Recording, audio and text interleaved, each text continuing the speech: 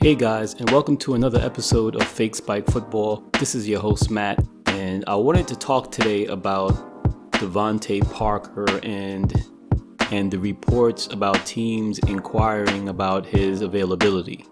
Chris Greer addressed some of those reports and said that DeVante Parker isn't necessarily on the trading block.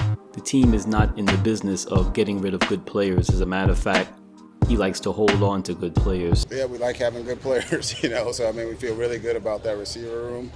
I think the expectation is, he'll be here, but we always listen. As I've always said here, the guys that know me will always listen for all players on the roster. So I was going to make a video about why DeVante Parker should be a Dolphin in 2022, but those plans have obviously changed.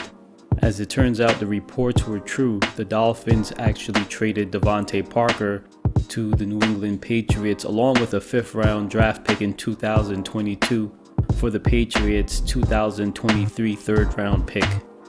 The trade is interesting because the Dolphins traded DeVante Parker to a division rival, which is not something that's unprecedented. The Dolphins once traded Isaiah Ford for a 7th-round draft pick, and they also traded Wes Welker for a 2nd-round draft pick to the Patriots. So the Dolphins have shipped away their former 1st-round draft choice, and it's interesting that they would do this now, given the fact that you really don't know how players are going to make it through the offseason and training camp. Sometimes there are injuries, and you really need quality depth. So why did the Dolphins make the move now? They could have waited until training camp or after the draft. They're not getting any assets that's going to help them immediately. So why did the Dolphins do this now? And I think the Dolphins needed cap space to sign Xavier Howard. I think they could have cut some other players and maybe restructured other contracts, but they decided to part ways with DeVante Parker while eating some dead cap space, but also freeing up cap space this season. Secondly, I think that DeVante Parker probably wasn't a good fit for Mike McDaniel's offense. Chris Greer has always shown to be a guy to give his coaches what he wants. And if DeVante Parker isn't a Dolphin, it's because Mike McDaniel probably doesn't want him on the team anymore. DeVante Parker is more of a jump ball, contested catch kind of wide receiver, where Tua is a quarterback that wants to throw to open receivers. DeVante Parker has had problems throughout his career getting separation. He's not a very crisp route runner, so the Dolphins needed to find guys on the team who's more compatible with Tua's skill set. The Tyreek Hill and Cedric Wilson Jr.'s signings are indicative that the Dolphins needed to do a makeover in the wide receiver room. The third thing that comes to mind is just the draft capital for 2023.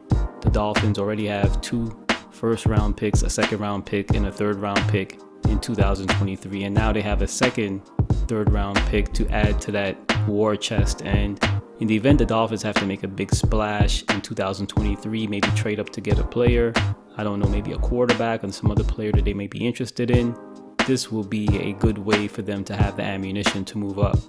So those are probably the 3 reasons that stand out right away in terms of why the trade was done today. So we'll see how it plays out, but I think the Dolphins have seen enough practice between Xavier Howard and DeVante Parker to know that DeVante is probably not going to get the best of Xavier Howard or Byron Jones for that matter. He's the kind of guy who, without separation, will have minimum amount of effectiveness against those guys, but we'll see how it plays out in the regular season.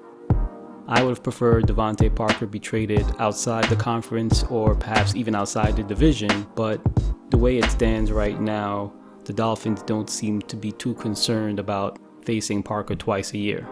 The Dolphins will now concentrate their efforts to give the ball to the receivers that they currently have on the team, namely Tyreek Hill and Jalen Waddle.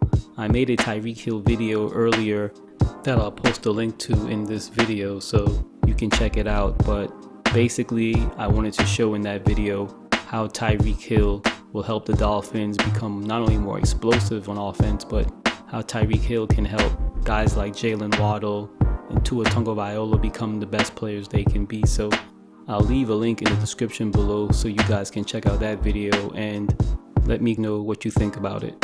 So that's it for this one. This is your host Matt for Fake Spike Football, and thanks for watching, and I'll see you in the next video.